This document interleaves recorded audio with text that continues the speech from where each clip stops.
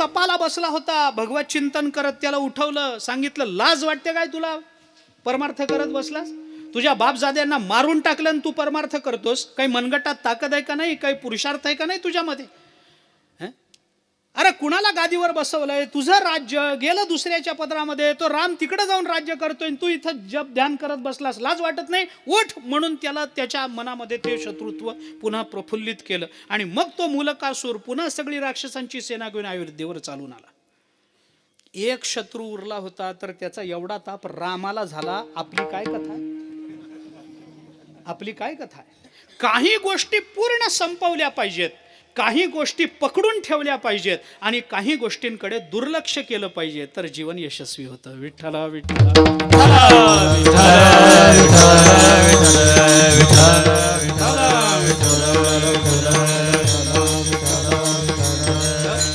याची चर्चा पुष्कळ होईल.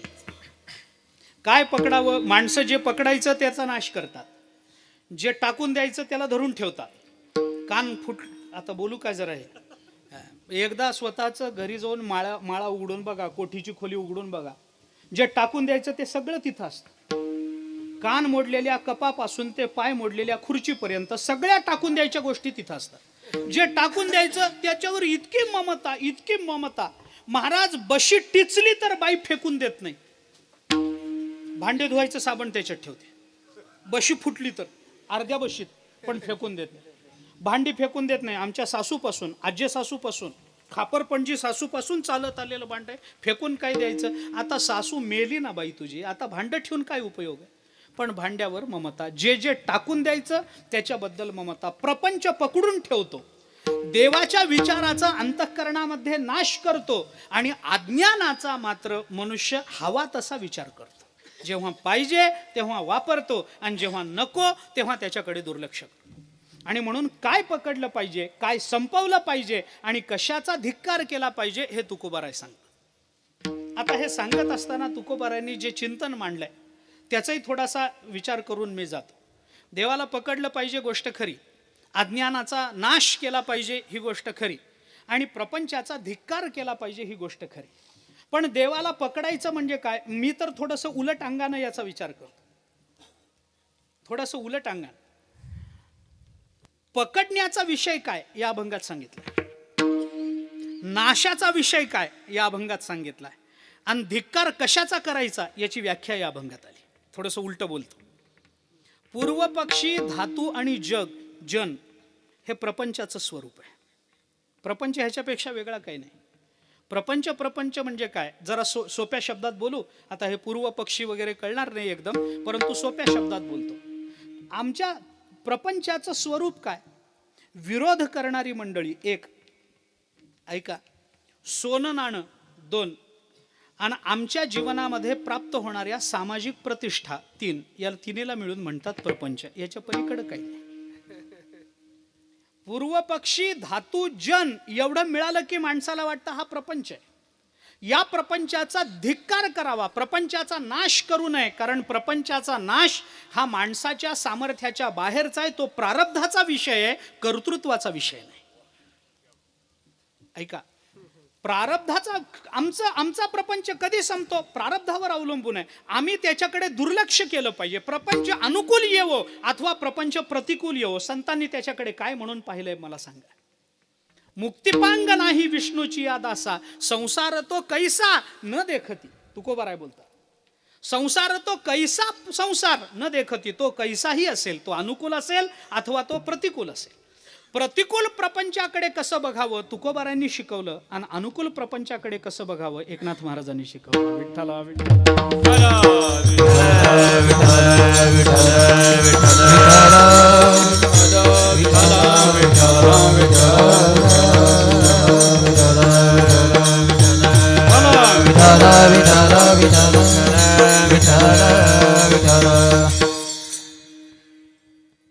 प्रपंचाकडे, प्रपंचाचा धिक्कार करावा, कसा करावा याचं चिंतन. कसा बघताना त्या प्रपंचाकडे कोणत्या भावनेने बघावं याचा विचार तुकोबाराय सांग. व मनते मनी बैसले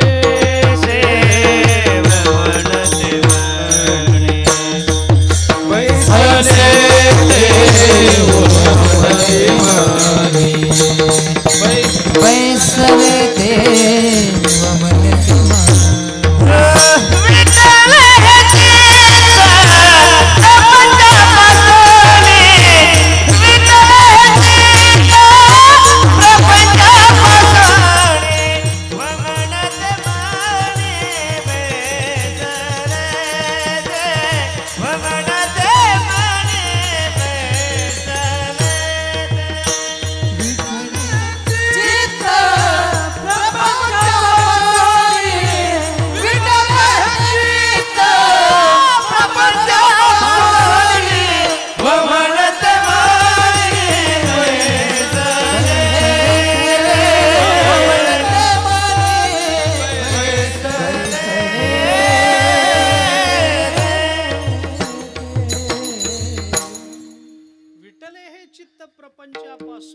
वमनते मनी तुकोबाराय तर नुसतं वमन म्हणतात. ज्ञानोबारायांनी याच्या पुढे 2 पावलं टाकली. ज्ञानोबारायांची भाषा ऐका 15व्या अध्यायातली. ज्ञानोबाराय बोलतात, उठिलेनी वैराग्य जेणे हा त्रिवर्ग ऐसा सांडणे जैसे वमुनिया सुणे आत्ताची गेले.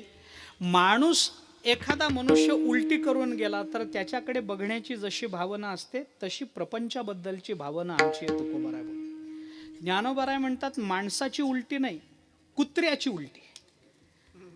जैसे वमुनिया सुणे, सुणे शब्दाचा अर्थ कुत्रा, सुणे म्हणजे कुत्रा.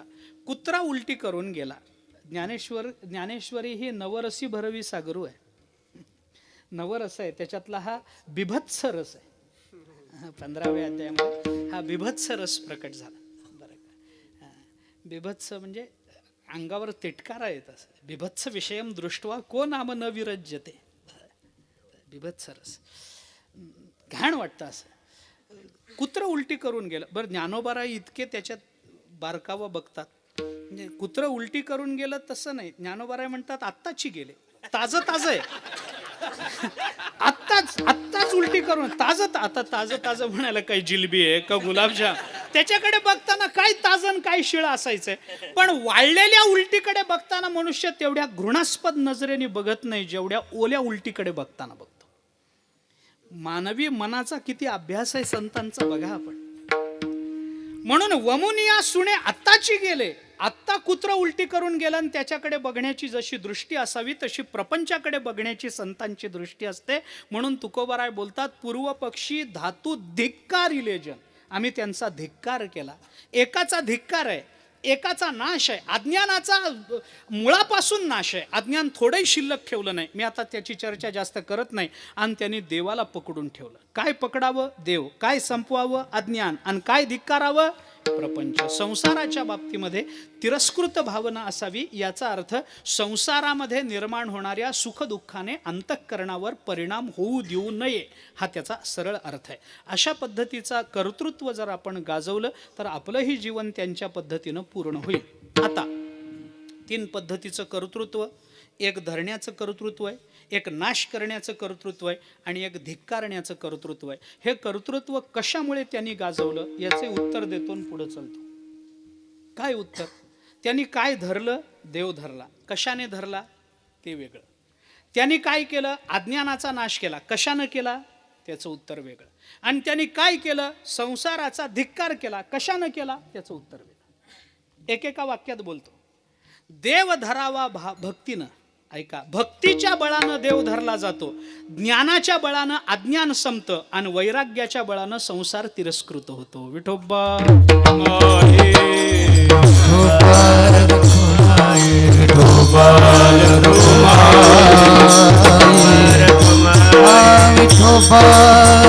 Kumar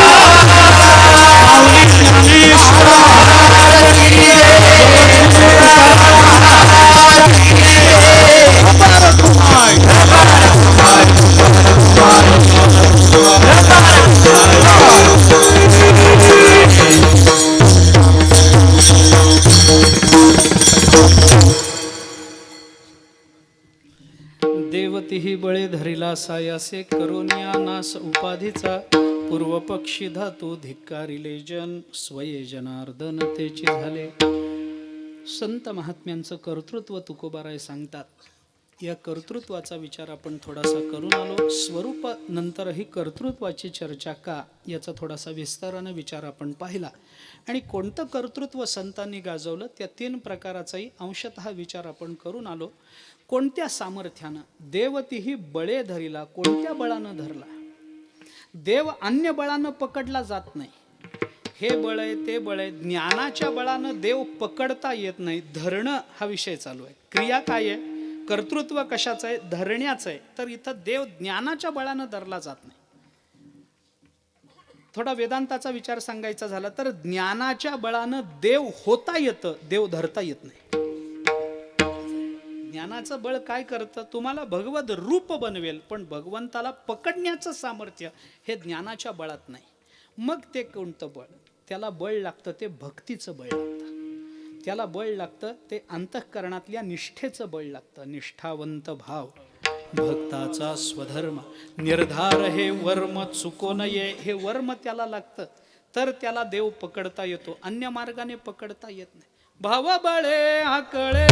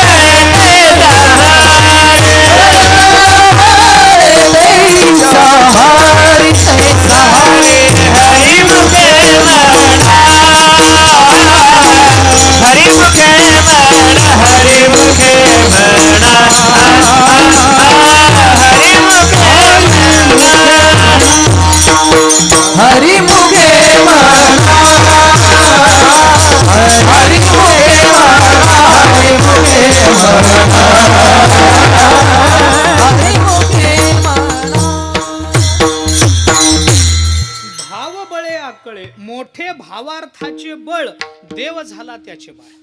तुकोबाराय बोलतात भावा पुढे बळ नाही कोणाचे सबळ. तुकोबारायांची भाषा आहे. देवाला पकडायचंय ना, कोणतं बळ लागतं. यशोदेने भगवंताला पकडलं आणि उखळाला बांधलं, कोणत्या बळावर सांगा.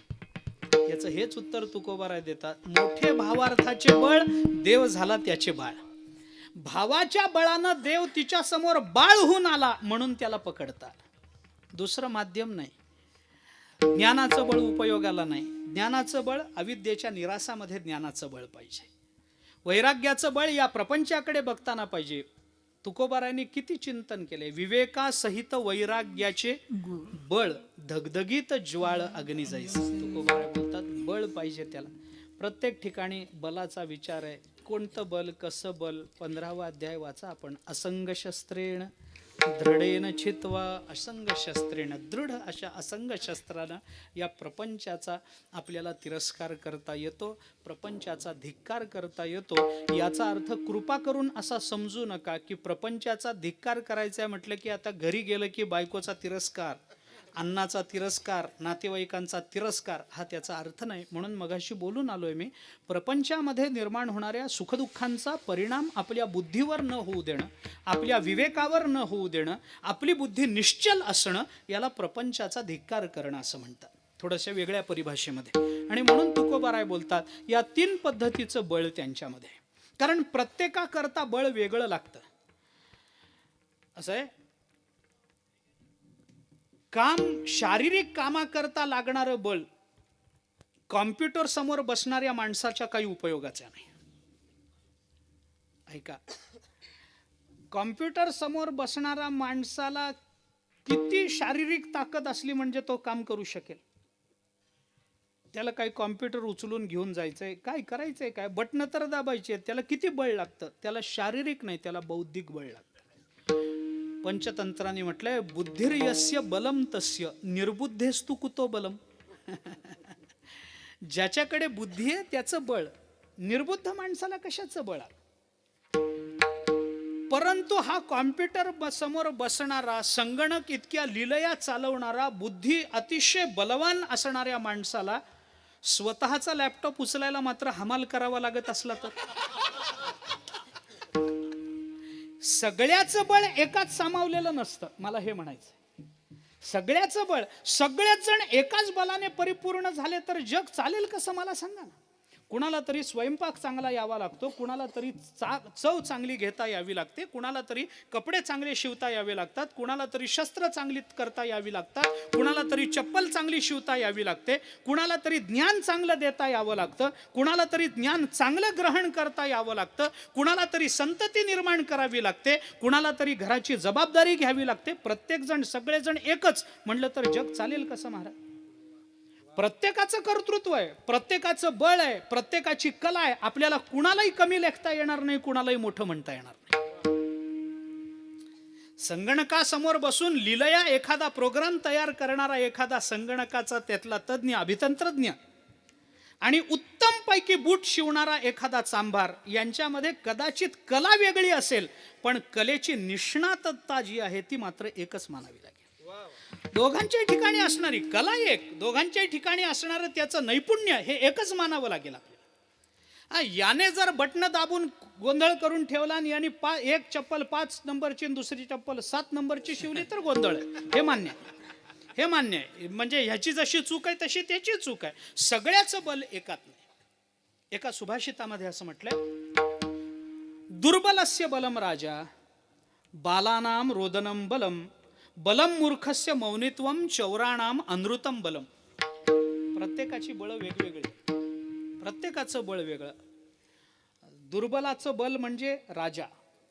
माणूस म्हणतो माझी खोडी काढू नको, राजाला नाव सांगेल, त्याचं बळ त्याच्या मागे तो लपतोय. लहान मुलाचं बळ रडण्यात आहे. बालानाम रोदनम बलम. लहान मुलाचं रडणं झालं की कोणी किती मोठा असू दे. रामचंद्र प्रभूच्या बापाला ऐकावं लागलं रडल्यावर, कौसल्या मातेला ऐकावं लागलं रामचंद्र प्रभू रडतात चंद्र पाहिजे म्हणून, गप्प बसावं लागलं. भगवान श्रीकृष्ण रडायला लागले, बलराम दादाचं काही चाललं नाही. आपल्याला उदाहरणं माहिती आहेत. कुणाचं चालतं सांगा. बलराम दादा रडायला लागले, नंद बाबाला पाहिजे ते आणून द्यावं लागलं. भगवान रडायला लागले, नंद बाबाचं काही चाललं नाही. आणि आपण रडायला लागलो तर आपल्या तरी घरच्यांचं काय चालतं. लहान मूल रडायला लागल्यावर बापाला ऐकावंच लागतं. मी अनेक वेळेला हे उदाहरण सांगतो. जत्रेत गेलेला बाप पोराला घेऊन जातो, पोरग म्हणतं बाबा खेळणी पाहिजे. बाप म्हणतो नाही प्लास्टिकची खेळणी आहे, घरी गेल्याबरोबर मोडून टाकतोस, मी देणार नाही. उगीच पैसे कशाला, नाही नाही मला हीच पाहिजे. मग बाप म्हणतो नाही नाही मी पैसे आणले नाही, मला माहित नाही, मला खेळणी पाहिजे. तुम्ही उधारी करा, उसनवारी करा, काही करा, मला खेळणी पाहिजे. बाप म्हणतो अजिबात देणार नाही. पोरगा म्हणतं घेतल्याशिवाय जाणार नाही. बाप म्हणतो आता घरी चालणार का फटके देऊ. मग पोरग तिथंच मातीमध्ये बसतं, हातपाय आपटतं, आक्रस्ताळेपणा करतं, मातीत लोळायला लागतं, रडायला लागतं. येणारे जाणारे वळून बघायला लागतात. आणि मग बापाला वाटतं आपली इज्जत मातीत चाललेली आहे.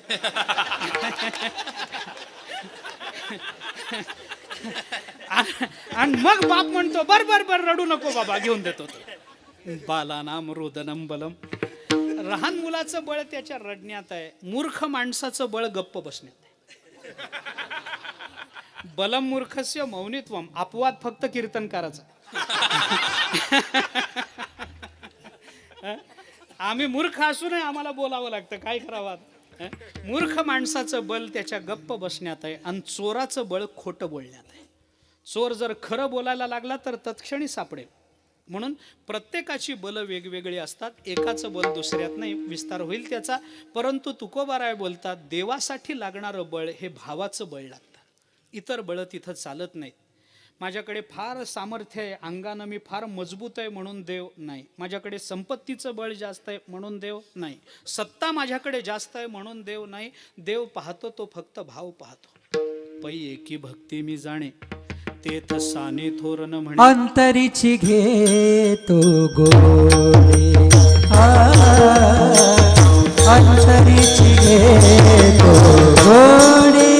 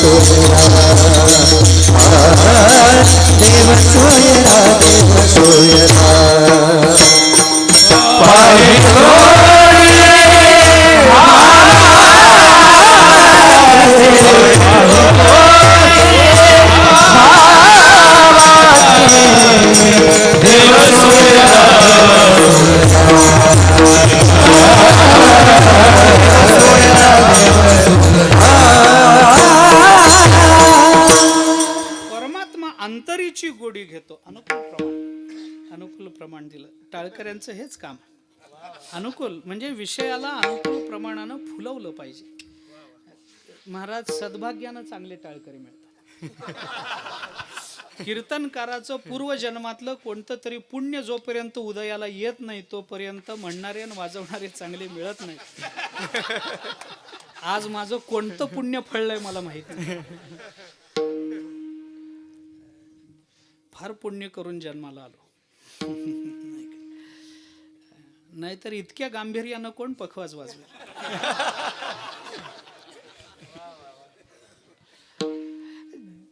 काय सांगू आता असं का बोलतो मी. अंतरीची घेतो गोडी पाहे जोडी भावाची. देव सोयरा देव सोयरा देव सोयरा दिनाचा. दिनाचा याचा अर्थ हा दिन ऱ्हस्व नाही, दीर्घ आहे. दीन आहे हा, दिन नाही. दीन होणं हे वेगळं असतं. दीन झाला म्हणजे दरिद्री झाला नाही. दीन झाला याचा अर्थ अंतःकरणामध्ये दैन्य निर्माण झाला. ईश्वरस्य अपि अभिमान द्वेषित्वात दैन्य प्रियत्वाच्च. नारद भक्ती सूत्रामध्ये विचार आहे. ईश्वर हा अभिमानाचा द्वेषी आहे आणि त्याला दैन्य आवडतं. तो सोयरा दिनाचा. पंढरीसी जारे आल्यानो संसारा दिनाचा सोयरा पांडुरंग. तो दिन तिथे गेला की त्याचा तो सोयरा होतो. अंतरीची घेतो गोडी पाहे जोडी म्हणून शरण जावे सर्व काय सर्व ज्ञाने देवासी सर्व योगे देवासी सर्व कर्मे योगासी सर्व भावे देवासी. म्हणून मी आपल्याला भगवंताच्या मुखातलं प्रमाण सांगत होतो 9व्या अध्यायातलं. पै एकी भक्ती मी जाणे तेथ साने थोर न म्हणे आम्ही भावाचे पाहुणे भलते या. आम्हाला दुसरं काही लागत नाही भगवान बोलतात. आपण ज्ञानेश्वरी काढा 9वा अध्याय काढा. पत्रम पुष्पम फलम तोयम या श्लोकावरचं ज्ञानोबाऱ्यांनी केलेलं भाष्य वाचून काढा. भावाचं काय महत्व आहे आपल्याला कळतं. असो का बोलतो मी आपल्याला. अशा 3 पद्धतीचं कर्तृत्व तुकोबाराय सांगतात आणि त्याचा परिणाम सांगतात. काय मिळवलं त्यांनी. स्वये जनार्दन तेचे झाले. ते स्वये जनार्दन झाले. हे त्याच्यातला हा त्याचा परिणाम झाला. 3 कर्तृत्व आणि 1 स्वरूप म्हणून 3 कर्तृत्व. त्या 3 कर्तृत्वाची चरण सांगत असताना वापरलेली क्रियापद सकर्मक आणि स्वरूपाचं चिंतन करताना वापरलेलं क्रियापद अकर्मक. कारण तिथं कर्म चालत नाही, तिथं स्वरूप प्राप्त होतं. स्वरूपात काही करावं लागत नसतं. स्वरूप हे नित्य सिद्ध असतं. बाकी सगळं करावं लागतं आणि त्याचा परिणाम हा करावा लागत नाही. परिणाम निर्माण होतो म्हणजे काय, तो सिद्ध होतो. तुम्हाला चहा प्यायचा आहे. कल्पना काय आहेच मला वाटतं झालं. किंवा चहा करायचा आहे. जाऊ द्या चला, मी तुमच्या घरी आलो आणि मला चहा पाजायचा आहे. मला चहा माझ्यासाठी तुम्हाला चहा करायचा आहे. काय काय करावं लागतं. भांडं ठेवावं लागतं, त्याच्यात पाणी टाकावं लागतं, त्याच्यात साखर टाकावी लागते, त्याच्यामध्ये चहाची पूड काय पत्ती टाकावी लागते, त्याच्यामध्ये दूध टाकावं लागतं आणि मग चहा आहे झाला. काय राहिलं. साखर गॅस पेटवा. हां शाबास, काय हुशार मान. बरं गॅस राहिला काय. बरं तेवढा गॅस एक पेटवून द्या बाबा. चला ते झालं. हे सगळं करावं लागतं. माझा मुद्दा कुठे ऐका. हे सगळे क्रियापद बघा. चहाची पत्ती टाकावी लागते, पाणी टाकावं लागतं, साखर टाकावी लागते, हे सगळं टाकावं लागतं, दूध टाकावं लागतं आणि मग चहा करावा लागतो का होतो. तो करावा लागत नाही. कर्तृत्व सकर्मक क्रियापद वापरली की त्या क्रियापदांचा जो परिणाम असतो तो अकर्मक क्रियापदातून प्रकट होत असतो. तो चहा होतो, त्याला करावा नाही लागत. हे सगळं करणं म्हणजे चहा होणं आहे, हे लक्षात घ्या. म्हणून तुकोबाराय स्वये जनार्दन तेची झाले. त्यांनी केलं नाही काही, ते झाले अकर्मक क्रियापद. आणि अशा पद्धतीनं त्याचा परिणाम तुकोबाराय सांगतात की हे संत महात्म्याने काय केलं, हे अशा पद्धतीचं केलं. एक फक्त शंका थोडीशी, एक विचार फक्त थोडासा 5 मिनिटामध्ये बोलतो आणि सेवा संपवतो माझी. विचार एवढाच आहे की या अभंगामध्ये तुकाराम महाराजांनी शब्द फार जपून वापरले. सगळ्याच अभंगामध्ये जपून शब्द आहेत, प्रश्न नाही त्याचा. परंतु देवतीही बळे धरिला सायासे, करोनिया नास उपाधीचा, पूर्वपक्षी धातू धिक्कारिले जन, स्वये जनार्दन तेची झाले. याच्यातल्या मला ज्या शब्दावर आत्ता आपलं लक्ष केंद्रित करायचं आहे तो शब्द आहे सायासे. देवतीही बळे धरिला सायासे हा शब्द नेमका लावायचा कुठं? कारण देव धरण्याकरता बळाचा सायास करावा लागला तर ते कर्तृत्व नाही. ऐका, तर ते कर्तृत्व नाही. उदाहरण सांगतो. एखादा मनुष्य रस्त्यानं चालला, 4-2 जण तिथं रस्त्यावरचा मोठा दगड उचलतात. त्यांना उचलत नाही. याला सांगितलं, अहो तुम्ही जरा मदत करा. हा म्हणाला, तुम्ही बाजूला व्हा, मी एकटा उचलतो. एवढ्याशा दगडाला 4-5 माणसं काय करायचे? हा पैलवान होता, हा गेला, उचलायचा प्रयत्न केला, उचलला गेला नाही. म्हणून खूप ताकदपणाला लावली, खूप परिश्रम केले आणि कसा बसा थोडा दगड हलवू शकला. झालं. तिथून दुसरा एक माणूस येत होता. लोकांनी त्यालाही विनंती केली, अहो बघा एवढा मोठा पैलवान असून हा दगड उचलत नाही, थोडासा हल्लाय, तुम्ही जरा मदत करता का? तोही पैलवान होता. तो म्हणला, तुम्ही सगळे सरका, या पैलवानालाही बाजूला काढा, मी उचलतो. म्हणून तो गेला, त्यांनी सहज दगड उचलला आणि बाजूला ठेवला. कर्तृत्व कुणाचं मोठं, पहिला का दुसऱ्या पैलवानाचं? ज्याला सायास करावे लागतात त्याचं कर्तृत्व मोठं, का जो विनासायास फल मिळवतो त्याचं कर्तृत्व मोठं? विनासायास आज सायासानं देव मिळवणं तर सगळ्यांना शक्य आहे. त्याला संत काय करायचे?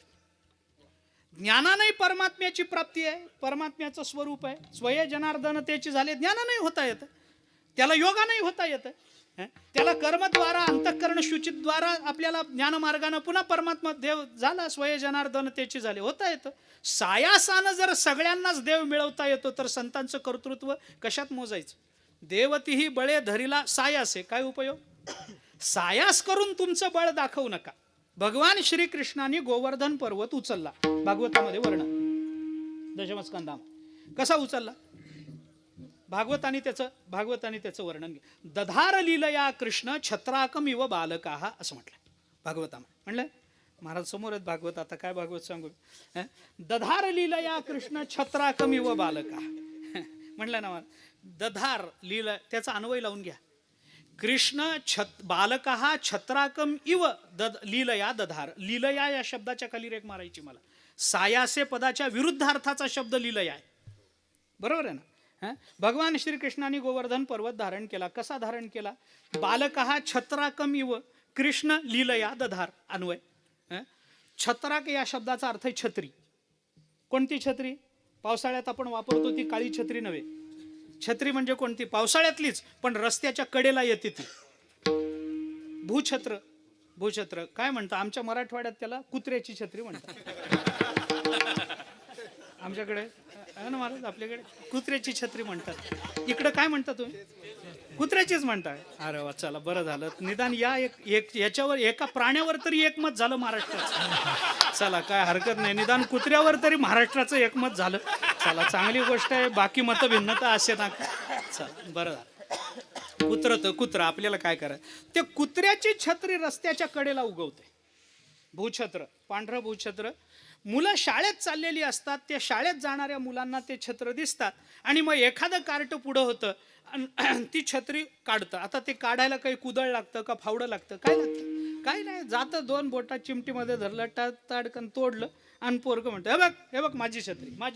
जो ते गमतीनं ते लहान मूल ते कुत्र्याचं छत्री ती तोडून डोक्यावर जेवढ्या सहजतेनं धारण करतं तेवढ्या सहजतेनं भगवंतानी गोवर्धन पर्वत उचलला.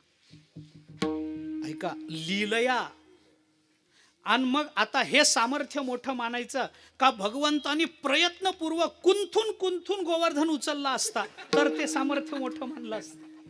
लीलया जे केलं जातं त्याच्यात कर्तृत्व मोठं असतं. मग हा सायास शब्द लावायचा कुठं? देवतीही बळे धरिला. सायासे धरिला तर कर्तृत्व नाही, काही मोठेपणा नाही. मग सायास शब्द लावायचा कुठं? देवतीही बळे धरिला सायासे तिथं लावायचा का? सायासे उपाधीचा नाश केला का? सायासे पूर्व पक्षी धातू जन धिक्कारले का? सायासे जनार्दन त्याची झाले. सायासे शब्द कुठं लावायचा? त्याचं उत्तर देऊन जातो. सायासे शब्द उपाधीच्या नाशाकडे लावावा लागतो. देवतीही बळे धरिला सायासे उपाधीचा नाश करून असा अन्वय. त्याचं कारण का, याच्या मागे सूत्र आहे वेदांताचं. कारण का, उपाधीचा नाश करायला प्रयत्न लागतात, स्वरूपाच्या प्राप्तीकरता कधी प्रयत्न लागत नाहीत. जे स्वतःसिद्ध आहे त्याच्या प्राप्तीकरता प्रयत्न लागत नाहीत, कारण ते नित्य प्राप्त आहे. मग कशा करता प्रयत्न लागतात? वेदांतामध्ये ऐका, परमात्म्याच्या प्राप्तीकरता साधनं सांगितलेली नाहीत. कर्मयोग, ज्ञानयोग, भक्तियोग ही साधनं जी सांगितली ना, किंवा कुंडलिनी योग, अष्टांग योग ही जी साधनं सांगितली ना, ही भगवंताला मिळवण्याकरता सांगितलेली नाही. ऐका, ज्ञानानं परमात्मा मिळत नाही हो, काही उपयोग नाही ज्ञानाचा. परमात्म्याला, अरे परमात्मा नित्य प्राप्त आहे आम्हाला. सर्वस्यच अहं हृदि सन्निविष्टो मत्तस्मृतिर्ज्ञानमपोहनं. भगवान बोलतात, आपण वाचा ज्ञानेश्वरी, सर्वांच्या हृदय, भगवानच बोलतात, भगवंताची भाषा. ईश्वर सर्वभूतानां हृद्देशे अर्जुन तिष्ठति भ्रामयन् सर्वभूतानि यंत्रारूढानि मायया. याच्या खालची पहिली ओवी सांगा मला, खालची, या श्लोकाच्या खालची पहिली ओवी. सर्वभूतांच्या अंतरी हृदय महा अंबरी चिदवृत्तीच्या सहस्त्रकरी उदयला असे जो. कुणाच्या चिदवृत्तीत परमात्मा नाही सांगा ना. वृत्ती सूर्यप्रकाशक सहस्रदस्मि सूर्यप्रकाशक सहस्रदस्मि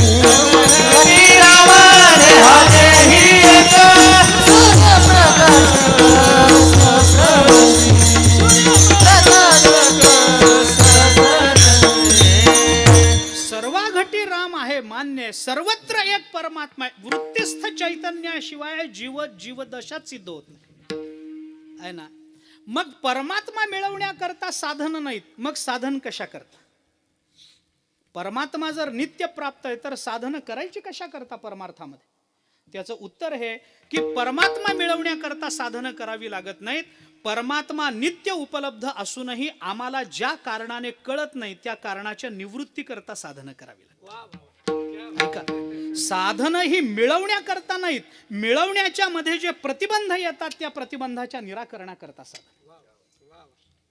मनुष्य अरण्यातून चालला, तहान लागली. तिथल्या एका माणसाला विचारला, हो तहान लागली, काही पाणी मिळेल? त्याने सांगितलं, हे काय समोर हिरवं दिसतंय ते तळच आहे. तो म्हणाला, हे तळ, अरे हे तर हिरवं गवत आहे. नाही नाही, जवळ जा ना तुम्ही, हे पाणी आहे. तो जवळ गेला, हाताने वरचं गवत दूर केलं, वरचं शेवाळ दूर केलं, आतमध्ये गोड पाणी मिळालं. मला विचार एवढाच आपल्या समोर मांडायचा आहे की त्याने जे प्रयत्न केले ते पाणी मिळवण्याकरता केले का शेवाळ दूर करण्याकरता केले? प्रयत्न पाणी निर्माण करत नाहीत, प्रयत्न निर्मित असलेल्या पाण्याच्या प्राप्तीतले प्रतिबंध मिटवतात. ऐका, साधन हे आपल्याला मिळवण्याकरता करायचं नाही, मिळालेलंच आहे, फक्त ते ज्या कारणाने कळत नाही त्या सर्व प्रतिबंधाची निवृत्ती करण्याकरता ज्ञान, त्याच्याकरता भक्ती, त्याच्याकरता नामस्मरण, त्याच्याकरता योग, त्याच्याकरता समाधी. या प्रतिबंधाची निवृत्ती झाली पाहिजे. हे प्रतिबंध आम्हाला प्राप्त झालेलं भोगू देत नाहीत. याच्याकरता सायास करावे लागतात, याच्याकरता प्रयत्न करावे लागतात, याच्याकरता 15-15 दिवस जाऊन भंडाऱ्यावर बसावं लागतं, याच्याकरता आठवडा जाऊन शूलभंजन पर्वतावर बसावं लागतं, याच्याकरता ताटी लावून घ्यावी लागते. महाराज, ताटी ज्ञानोबारायांनी लावून घेतली कशा करता? अरे आपण समाजाकरता एवढं करतोय, समाज आपल्याला बोलतोय, नेमकं कुठं चुकतंय? साधन कुठं चुकतं? आपल्याला इप्सित असलेलं साध्य प्राप्त का होत नाही? अंतर्मुखून विचार केला पाहिजे. माझं तर म्हणणं असं आहे, थोडंसं उलटी अंगानं क्षमा मागून बोलतो.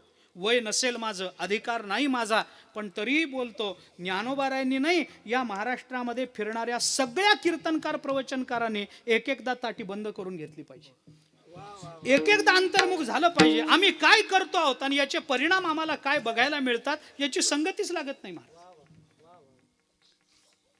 मला सांगा, महाराष्ट्रात आत्ता या क्षणी किती ठिकाणी कीर्तन चालू असतील?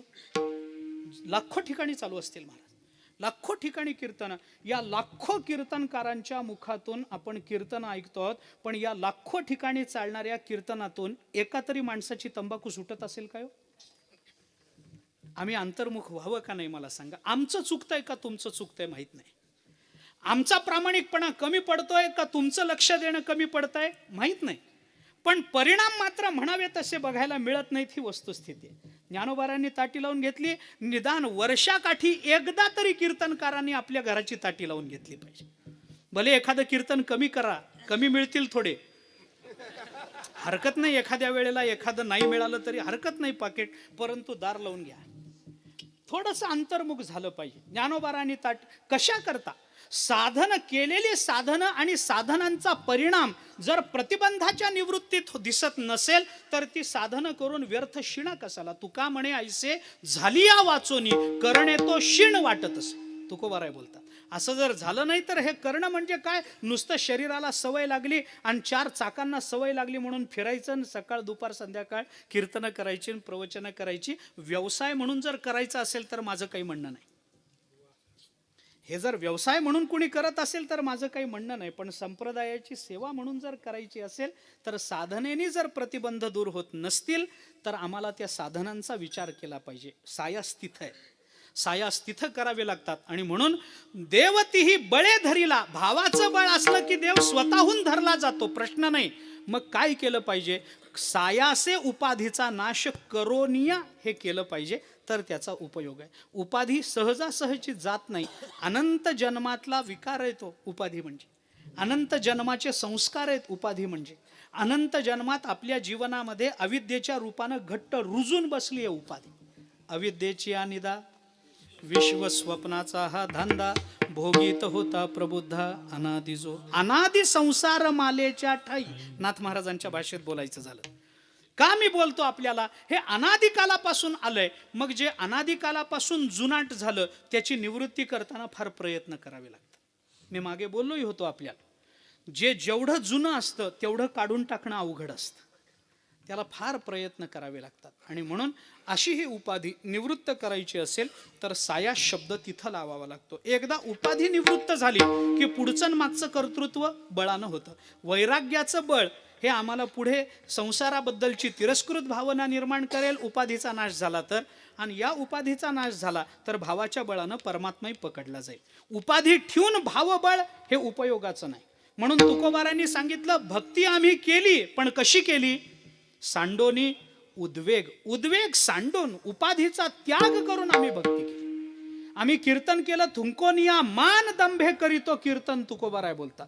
आम्ही कीर्तन केलं ते उपाध्या ठेवून नाही केलं, उपाधीचा त्याग करून कीर्तन केलं. म्हणून त्याचा परिणाम स्वये जनार्दन त्याची झाले याच्यामध्ये होऊ शकतो. असा थोडासा विचार तुकोबाराय संतांच्या संबंधानं व्यक्त करतात. त्या दृष्टीने आपण विचार केला पाहिजे. काय पकडायचं, कशाचा नाश करायचा आणि कशाबद्दल अंतःकरणामध्ये वैराग्य निर्माण होऊ द्यायचं, याचा विचार आपण करा. एवढं कर्तृत्व संतांचं लक्षात घेऊन जर आपण संत वाङ्मयाकडे आणि संत चरणाकडे प्रवृत्त झालो तर आपल्यालाही एके दिवशी स्वये जनार्दन त्याची झाले हा अनुभव येईल. आणि अशा स्वरूपाची अनुभूती, हा अनुभवगम्य विषय असल्यामुळे अशा स्वरूपाची अनुभूती येणं आणि अशा स्वरूपानुभूतीतून पुढे भगवंताचं अखंड नामचिंतन आणि जगत कल्याणार्थ संचार करणं आणि जगत कल्याणार्थ प्रयत्न करणं हे आपलं कर्तव्य मानून आपण पुढे गेलं पाहिजे. त्या दृष्टीनं आपण सर्वांनी विचार करावा अशी सर्वांना प्रार्थना करतो. सर्वांच्या चरणी नतमस्तक होऊन ही प्रार्थना करतो. तरुण मंडळी विशेषतः त्यांनी लवकरात लवकर संत वाङ्मयाकडे प्रवृत्त व्हावं आणि संत वाङ्मयाच्या अधिष्ठानावर देशाची, धर्माची आणि आपल्या समाजाची सेवा करण्याकरता कटिबद्ध व्हावं अशी प्रार्थना सर्व तरुणांच्या चरणी करतो. आपण विवेकानंदांचे अनुयायी आहोत हे आपण विसरून चालणार नाही. आपण ज्ञानोबारायांचे अनुयायी आहोत हे विसरून चालणार नाही. आपण प्रल्हादाचे अनुयायी आहोत हे विसरून चालणार नाही. आपण 1400 वर्षापर्यंत जाऊ नये. थोडंसं अलीकडे झालं तरी प्रल्हादाच्या वयात झालं तरी चालणार आहे, विवेकानंदांच्या वयात झालं तरी चालणार आहे, हे लक्षात घ्या. तारुण्य ज्ञानोबारायांची समाधी कितव्या वर्षी, जगद्गुरू शंकराचार्य कितव्या वर्षी, स्वामी विवेकानंद कितव्या वर्षी. फार कालावधी द्यावा लागला नाही. फक्त जीवनाचं ध्येय ठरवता येणं हे महत्त्वाचं असतं आणि त्याच्याकरता नियत साधनाची निवड करणं हे महत्त्वाचं असतं. म्हणून व्यापक ध्येय डोळ्यासमोर ठेवून आपल्या संत महात्म्यांनी सांगितलेल्या मार्गावरून आपण लवकरात लवकर आपल्या साध्यापर्यंत पोचावं आणि समाजाची, देशाची सेवा आपण सर्वांनी करावी अशी तुम्हाला सर्वांना विनंती करतो. आणि त्याच्याकरता तुम्हाला आणि मला भगवंतानी सामर्थ्य द्यावं, भगवंतानी आम्हाला तेवढा चांगला विचार द्यावा, तेवढी चांगली बुद्धी द्यावी अशी प्रार्थना करतो. सगळी मंडळी माझ्या माझ्यासमोर मोठी आहेत. मागच्या वर्षी येणं झालं नाही, त्यामुळे मी येईपर्यंत अनेकांच्या मनात ती धाकधूक होती, येतोय का नाही येतोय का नाही. परंतु काही प्रतिबंध असतात, ते दूर करणं अवघड असतं, त्या वेळेत दूर करणं कठीण असतं. त्यामुळे येऊ शकलो नाही, म्हणून मागच्या वर्षीची क्षमा याचना यावर्षी करतो. त्याच्यावर काही व्याज झालं असलं तर तेही माफ करून द्या अशी प्रार्थना करतो. मोठी मंडळी आहेत, अण्णा समोर आहेत, सगळीच मंडळी आदराची आहेत. कीर्तन टाळकरी मंडळी, कीर्तनकार, प्रवचनकार समोर उपस्थित आहेत. सर्वांच्या चरणी नतमस्तक होतो. खरं म्हणजे ही इतकी मोठी मंडळी आहेत की माझ्यासारख्याच्या कीर्तनाला यांनी साथसंगत करावी इतका मी मोठा नाही, परंतु आत्यंतिक प्रेमापोटी हरिभक्तीपरायण आदरणीय संजय महाराजांच्या अल्पतः माझ्याही प्रेमापोटी, तुमच्यावर जास्त पण तरी कमी अशातला भाग नाही, परंतु तुमचा संबंध जास्त आहे महाराज. मी तुमच्या एवढा फिरत नाही महाराष्ट्रामध्ये, तुम्ही फार फिरता. परंतु ही सगळी मंडळी अत्यंतिक प्रेम करतात. त्या सर्वांच्या प्रेमाला तोड नाही, त्या प्रेमाला मी उतराई होऊ शकत नाही. काय द्यावी त्यासी व्हावे उतराई, ठेवीत हा पायी जीव थोडा, एवढंच मी तुमच्या सर्वांच्या बद्दल म्हणू शकतो महाराज. टाळकरी मंडळींच्या आणि गायक वादकांच्या संबंधानं झालेली सेवा संतांच्या, सद्गुरूच्या, परमात्म्याच्या आणि तुम्हा सर्व श्रोत्यांच्या चरणी समर्पित करतो. थांबतो. ज्ञानेश्वर ज्ञानराज माऊली महाराज ज्ञानेश्वर माऊली, ज्ञानराज माऊली.